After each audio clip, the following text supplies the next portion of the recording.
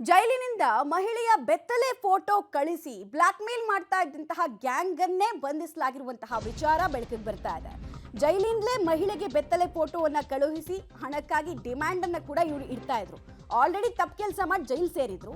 ಅಲ್ಲೂ ತಮ್ಮ ಚಾಳಿಯನ್ನ ಮುಂದುವರಿಸಿದ್ದಾರೆ ಅನ್ನೋದು ಗೊತ್ತಾಗ್ತಾ ಇದೆ. ನೊಂದ ಮಹಿಳೆಯ ತಾಯಿ ಯಲಹಂಕ ನ್ಯೂ ಟೌನ್ ಠಾಣೆಗೆ ದೂರನ್ನ ಕೊಟ್ಟಿದ್ರು.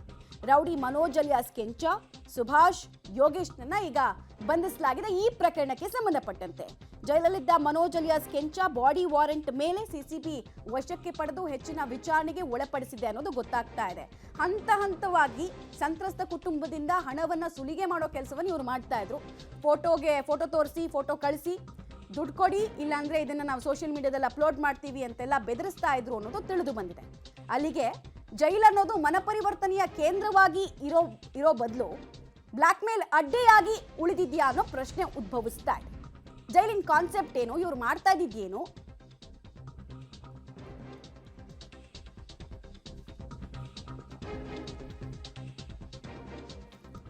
ಡೀಟೇಲ್ಸ್ ಕೊಡ್ತಾರೆ ನಾಗೇಶ್.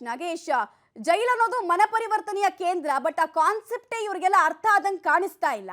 ಈಗ ಆಲ್ರೆಡಿ ಜೈಲಲ್ಲಿ ಇದ್ದವ್ರನ್ನ ಮತ್ತೆ ವಶಕ್ಕೆ ಪಡೆದಿರೋದ್ರಿಂದ ಕಾನೂನು ಪ್ರೊಸೀಜರ್ ಹೇಗಿರುತ್ತೆ ಅಂತ.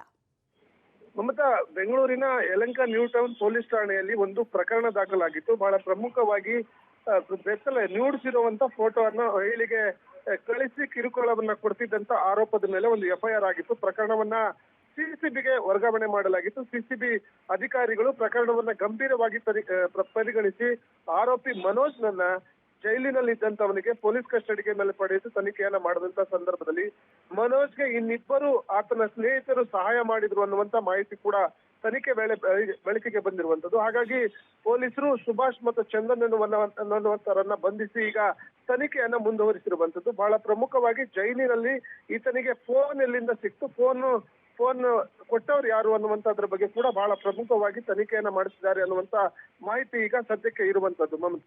ರೈಟ್, ಧನ್ಯವಾದ ನಾಗೇಶ್ ನಮ್ಮೆಲ್ಲ ಮಾಹಿತಿಗಾಗಿ.